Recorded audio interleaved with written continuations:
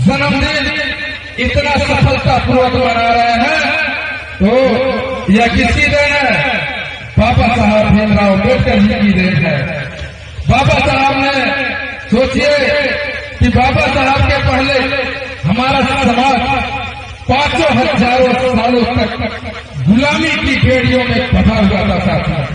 उस गुलामी की बेड़ियों को तोड़ने के लिए बहुजन समाज ने हर समय कोई न कोई महापुरुष जन्म लिया। उसी कड़ी में जैसे कबीरदास ने ज्योतिराव फूले ने, उसके बाद से हमारे जो हम लोगों को जिस स्थिति में पहुंचा है बाबा साहब डॉक्टर भीमराव अम्बेडकर जी हुए। और साथ ही आज यदि इतना मान सम्मान मिल रहा है, इस कड़ी में हम लोग खड़े हैं, आज यहाँ पर हम लोग बैठे हैं, तो कहीं ना कहीं माननीय काशीराम साहब जी की देन है।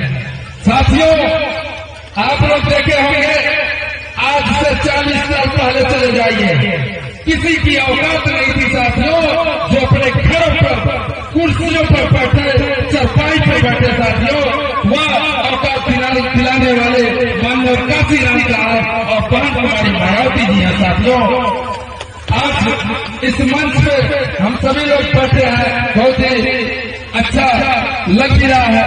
तो आप सभी माता बहन थोड़ा सा समझ दीजिएगा, क्योंकि यह समय जो होगा यह परिवर्तन वाला होगा। देखिए, हमारे कहने का मतलब यह है कि जो आज महिलाएं पायलट बन रही हैं, जहाज उड़ा रही है, ट्रेन चला रही है, या कहीं पर नौकरी कर रही है, IAS बन रही है, तो उसमें सबसे बड़ा योगदान बाबा साहब डॉक्टर भीमराव अम्बेडकर जी का है।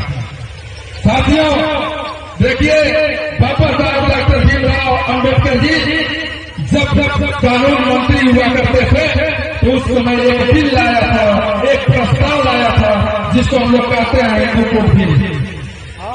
हिंदू कोड बिल में यही था, उसमें लिखा हुआ यही था कि जितना सम्मान पुरुषों को मिलता है उतनी सम्मान महिलाओं को भी मिलना चाहिए। साथियों, जो यह बिल था यह धीरे धीरे लागू हुआ, लेकिन इसके यह बिल प्रस्तुत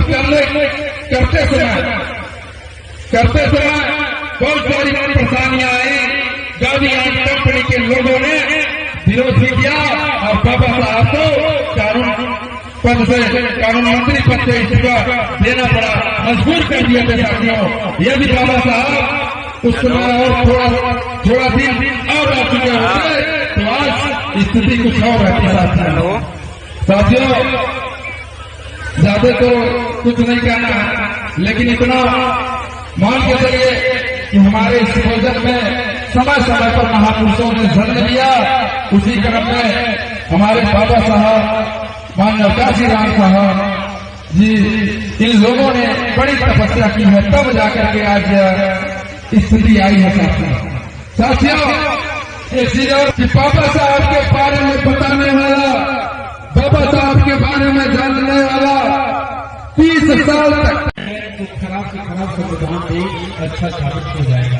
यह बाबा साहब डॉक्टर अम्बेडकर संविधान सभा में उन्होंने कहा था। एक बात और मैं